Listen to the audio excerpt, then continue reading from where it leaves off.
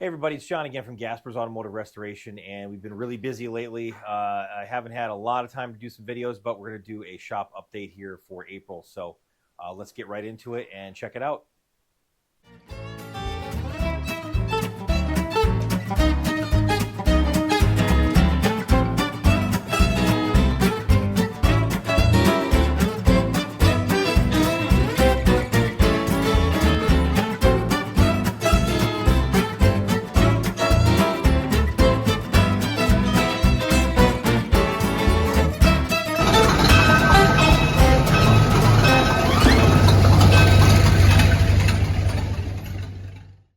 All right, so we'll start off with the Corvair 64 Corvair here. We've got in the shop. We did a update on this a month or so ago. We've got the front end all in here, all the front end components sandblasted and painted. Everything's looking really, really nice. All new brakes, steering, everything is all set. Shocks. This thing's going to ride as good as it could when it was new. We got the electric top, the hydroelectric top working. New motor in there, and the pistons and everything are functioning. And we've got the motor in here. We had a little snafu with the oil pump, or not the oil pump drive, the distributor drive here. The gear wasn't meshing, I guess, with the distributor, and we had the gear brake on us, the bronze gear. So we're going to have to wait on that to come in. Other than that, this thing's ready to go. Got the exhaust on there. This car is really interesting, the way it's all built and all the exhaust under here. You can see we got this all powder coated. Locally here, Competitive Edge Coatings. They do a great job, and everything's leak free here and just looking really nice. So I'm really curious to hear what this thing sounds like. We had it cranking the other day, but we didn't get too far because of that distributor problem. So we'll get it back going here shortly. The next thing here is the Model A. This is a 29 Model A. This has been in before. I think we've had this on the videos before. It's been in here 2 or 3 times over the years, a couple times for service and general repairs. And now the gentleman that owns this wants to do some major stuff. So we are sending this engine to Schwam's Engines in Pennsylvania, and they're going to be swapping it out with a touring version of this engine. It's going to have balanced crank and a lightened up flywheel and a bunch of other things. And we're also going to do some Burns components on here, Burns speed components from Old Yankee Speed Company and Millworks Hot Rod up in New Hampshire. They've got the intake and Stromberg carburetor for this thing. So we're going to be putting that on there. We're excited about that. We've ordered that from them. And we also went online and bought an F&S 4-cylinder ignition for this, which is going to be totally modern. It's going to have centrifugal advance, all that good stuff. It's going to really perform a lot better than the original engine did. And here's the front of the car here with the engine pulled out. We're going to clean this up a little bit before we put the new one in there, but it's going to be all ready to go. We just drive down and swap the motor, the old one on a pallet with the new one on a pallet, and drive back. It's a pretty nice setup. And you'll notice the rear end is out of this thing too. I forgot to mention the rear end is also being worked on at Millworks Hot Rod in New Hampshire. They do early Ford, including Model A, and they do a great job. So we decided to send the rear diff to them. They have all the special tools and the setup for that. They're going to do everything on that rear diff, and we're going to show that to you when it comes back. Before we put it in, we'll do a little video on this car here, I think, when all that stuff comes back and we get that Schwam's engine. This is just a cute little 29 Model A Ford. It's really, really neat, and it's been in the family for, 50 years, I think, or something, maybe a little longer, maybe 60 or 70 years. It's been a long time. So the next project here, this is the white, the 58 white fire engine. This is coming along. We've got some color on here. This is the correct color for the truck. It's kind of like an orange red. We matched that paint to the factory color, and it's looking really good.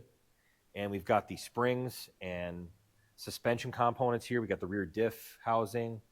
This has all been primed here. This is not finished color. It's just got the sealer on it, so it's not going to rust. And if we get our greasy fingers on it like mine, it can wipe right off. So once we get the frame back, we're going to be putting this stuff together and assembling the chassis on that. And let's see what else we got here. We've got another customer that comes in here periodically for some repairs. This is a 63 Thunderbird. And again, we usually do mostly fire engines, but sometimes we do cars. And these guys, who are these guys over here? I don't know who are you guys? What are you doing here? No loitering. Yeah. We're draining the gas out of it so we can replace the gas tank. Yeah. So they're getting the gas out, and luckily it was full of gas when we got it, so that makes things easier when you're working on the gas tank, right? So doing a little gas tank change here. This is the gas tank over here. Brand new, made in Canada. I'm surprised they still sell it to us. But anyway, the gas tank is looking good, and we got all new components, so that's going in soon. Let's check out what else is going on down here. We've got some giant exhaust here from another job upstairs. We might go upstairs here in a couple minutes and show you that. The Orange, Connecticut has their truck here for a V12 swap, and we did that swap, and we're waiting on a radiator and stuff. I think we're going to run up there in a couple minutes and check that out. But while we're down here, we've got a new box here for the white fire engine, the 58 white. We've got the toolbox in the back, basically. This has all been fabricated brand new. This is really, really nice. It's an exact copy of what was there, so we're excited about getting this thing sealed up and put back in the truck. This is Newington, Connecticut's other 1929 Buffalo. They have two of them. I did the engine in one of those about 13, 14 years ago, and now this is Buffalo number 2. So we got the engine and the transmission for this Buffalo all done. Everything is ready to rock and roll, and I just got the manifolds painted up here, got the Eastwood's silver coating on there for the exhaust, and everything's looking really nice here. So this thing is ready to go in the truck. We're just waiting on the chassis. So I got the distributor and the magneto all timed, ready to go. Pretty much just put it in the truck and then start adding all the accoutrements on there. And this is been on a lot of videos upstairs indirectly. You've probably seen it in the videos, but really haven't talked about it. This is the truck that started it all. This is a 1949 Studebaker 2R16 ton-and-a-half flatbed that my dad and I bought in 1998. I was just going to college, and I came back from military school at Thanksgiving, because you can't leave school until Thanksgiving. That's your first time you can escape. And this truck was sitting in the driveway. We came back. We were looking at it before I left, and my dad pretended to him and haw about it, but he secretly purchased it, and I was really excited. It's a cool orphan truck. It's one of the odd brands that you usually don't see, and it's a really cool truck. Studebaker made a great product. It's a really, really nice vehicle. But I helped Dad get this thing all going all these years, and it's time for a clutch. And so I've got we did the clutch in here 25, almost 30 years ago, and now it's time again. So I got the clutch all done in here. I got the bell housing back on, and while I was here, the drive shaft, I had to pull that out. So I said, you know what, let's get the drive shaft redone and balanced, because that's stupid not to. We never really did that when we got this thing going. And then I noticed, one of the guys noticed this thing was leaking, and so I pulled the housing off here for the rear diff pinion, and I got a new seal. And actually Studebaker, well, this is a Spicer rear end, used a square O-ring here, which I don't think I've ever seen before, which is pretty cool. So I ordered that from good old McMaster Car. So that is on the way, and we will see that pretty soon. So whenever you see 2 Bernzomatic torches out, that tells you something. That was that drive shaft yoke was stuck on there. This guy right here with a tapered keyed shaft, man, sometimes those things, look at this, what I got on here to pull it off. Crazy. So, but that came off with the heat and a hammer and a lot of pressure. Okay, let's go upstairs and check out the other projects that you didn't get to see here in the last month.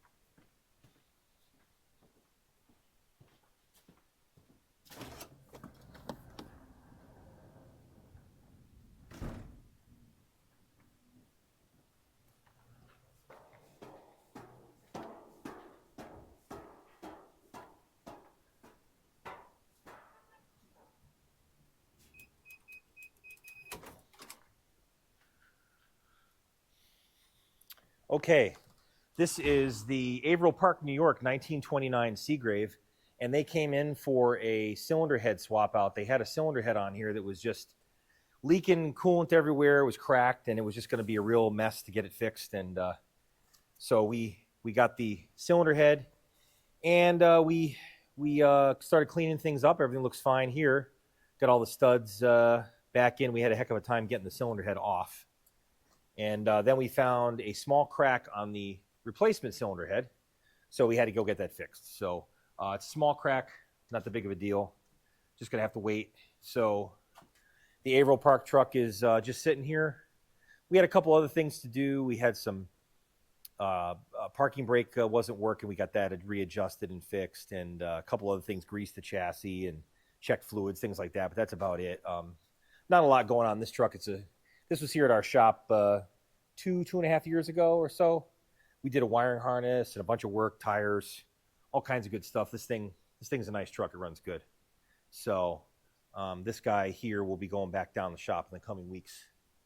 And we've got the Forks truck here. This poor guy's been sitting here for a year and a half. We got the transmission in this thing in a previous video. We did something with that and showed you that. Then we started taking the engine out of here. We got to get the engine rebuilt. That's in process. I believe they're starting working on that in the next week or two here. And once that's machined, it should be pretty quick. We'll get that back here and put this guy back together. This is going to be an awesome, awesome truck. It is an awesome truck, and it's going to be just fun to enjoy with the engine and turbo 400 automatic in it. I am looking forward to driving this thing around and not having to worry about the Hercules engine blowing up. So that was our problem with that. Now this is Orange, Connecticut's 1950 Seagrave. This is another one on our list of countless fire engines we have here. Here's the beautiful V12 here that we've got. We just transplanted in here. We took the newer, bigger V12 cubic inch wise out of here, and we put in the smaller cubic inch, same size block V12 from a little bit earlier. This is the original engine actually from this 1950. 1951, I believe, was the first year for the Anniversary Series, and the Anniversary Series had a bigger engine. It had cursive script on the cylinder heads right here, like you're writing cursive, instead of the block letters that are on there now. You can see how it says Seagrave in block letters. That's the earlier engine. If you see that, that's how you know it's the earlier one. But the parts are pretty much interchangeable on this thing. They didn't really change a ton of things, but one thing that is not interchangeable is the bell housing and the connections down here with the starter motor. I believe, I don't know for sure, but I think up until through 1950, Seagrave said, okay, you can have 6 volt or 12 volt. You could get different starter motors, different voltages and things like that. And I think in 51, they said, you know what, we're just going to do 12 volts on everything. I don't think we're going to sell 6 volts anymore. Who wants that stuff? It's post-World War II. You know, everybody's modernizing. This truck's pre-World War II truck. They wanted to modernize it. So I think they went with all 12 volt in 51 and later. I don't know for sure. You know, if you're out there and you have a truck that's 51 or later that's still 6 volt, let us know. Be really interested to know. But we had a heck of a time with this thing, with that bell housing and clutches and flywheels. There are a lot of variations on these things. You got to be careful. We have a couple of parts laying around here now, leftovers here, bell housings and stuff. But we actually we almost had to convert this truck to 12 volts. And that would have been replacing all these light bulbs and switching around the ammeter and putting an alternator down here and doing negative ground. And that's all good. But, you know, if we didn't have to do all that, all we needed was a 6-volt starter motor that fits this engine, and that was the problem. And luckily, a local company that is a friend of ours, that they do excellent work, Guys Auto Electric, they were able to find field coils for the starter motor to make it 6-volt. So we actually had a 12-volt starter motor that came off of a newer engine, and we were able to put it fit in here physically, but it wasn't the right voltage. So we got it switched to 6 volts, and now it's all set to go. So I'm very excited about that. We're looking forward to throwing that in here, and then we just need a radiator from our radiator shop. And once that comes back, we're going to hook this thing up and fire it up. It's already been test stand run, so it's going to run great, and I'm excited about that. And then we have the 31 Rio here from Beaumont, Texas. We are still waiting on a spot here to get some paint work done here. We've got to wait for a spot to get some paint work done. Other than that, this part of the truck, the main chassis, is done. This thing's looking great. So we've got a lot of, we're going to be working on the parts for this very soon and getting this guy put back together. And then, let's see what else we got going here. I think that's about it. Dad's Model A is over there. It's a 32-door that we picked up a couple years ago. That is going to be going to the upholsterer here, Ken, soon, and getting the roof done on it. And then Dad's going to put the interior together, get it fired up, and that thing's going to be on the road. So that's exciting. And my Hudson down here, we got some speed parts to put on the Hudson. So I'm going to do a video on that too. That's coming up soon. This 54 Hudson Hornet, this is mine. I've had this on videos before. Here's the Model A.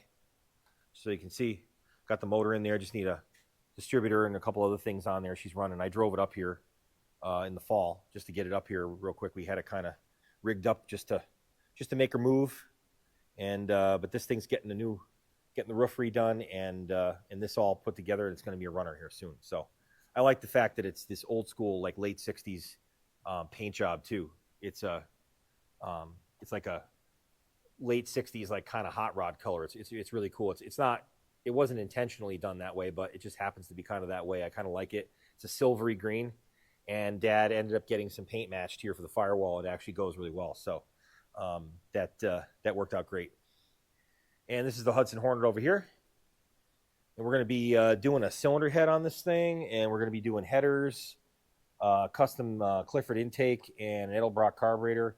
This thing's going to be a screamer. So, well, maybe not screamer, but faster than it was, that's for sure. But this is a really cool car. I love taking the family around in this thing and just going to car shows. It's really nice to drive. It's 12 volts. I converted it to 12 volts. It's automatic transmission. We put a turbo. We put a 700 R4 in here, GM automatic. So this guy's got overdrive. I can do 80 on the highway, no problem, all day long, and it runs great. So gonna do a little video on this guy. Pay attention. Keep your ears open for that one. And I got to get the 1930 American LaFrance out on the road. I haven't done that this year yet. It's early. Just got into April here. It was just Easter. So happy Easter, everybody, by the way. And yeah, this guy's going to be out on the road too soon. So a lot of driving this year, 250 years this year. I'm really happy about that. It's a really great milestone. And, you know, I hope that we have a peaceful 250-year celebration this year. We don't have any problems. And I hope things start going the right way instead of the wrong way. So, but yeah, I think that's about it. And always remember, keep that old iron running.